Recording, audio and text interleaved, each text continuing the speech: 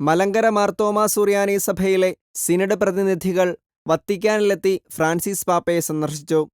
November 11-ാം തീയതി തിങ്കളാഴ്ച വത്തിക്കാനിലെ papal വസതിയിലെത്തിയ സംഘത്തെ ഫ്രാൻസിസ് പാപ്പ സ്വീകരിച്ചു.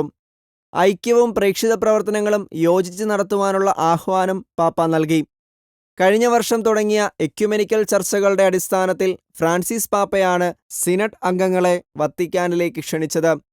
റോമൻ സഭയുമായി മർത്തോമാ സഭ പുലർത്തുന്ന ബന്ധത്തിനും സമാധാന സൗഹൃദങ്ങൾക്കും പാപ്പ നന്ദി പറഞ്ഞു.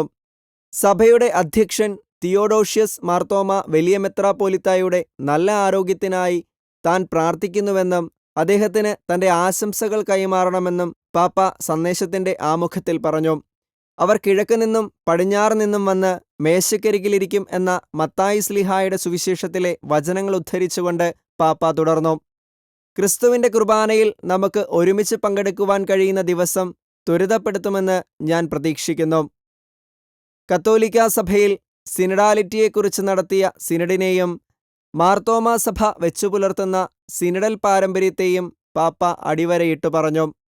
സഭകൾ തമ്മിലുള്ള മൊത്തം ഒത്തുചേരലിൻ്റെ തീയതി അന്ത്യവിധിയുടെ പിറ്റേ ദിവസമാണെന്നാണ് മഹാനായ സിസിയൗലാസ് ക്രിസ്തീയ ഐക്യത്തെക്കുറിച്ച് പറയുന്നതെങ്കിലും ഇതിനിടയിൽ നാം ഒരുമിച്ച് നടക്കുകയും ഒരുമിച്ച് പ്രാർത്ഥിക്കുകയും ഒരുമിച്ച് പ്രവർത്തിക്കുകയും വേണമെന്ന അദ്ദേഹത്തിൻ്റെ വാക്കുകൾ ഏറെ പ്രാധാന്യമർഹിക്കുന്നുവെന്നും മാർപ്പാപ്പ കൂട്ടിച്ചേർത്തു.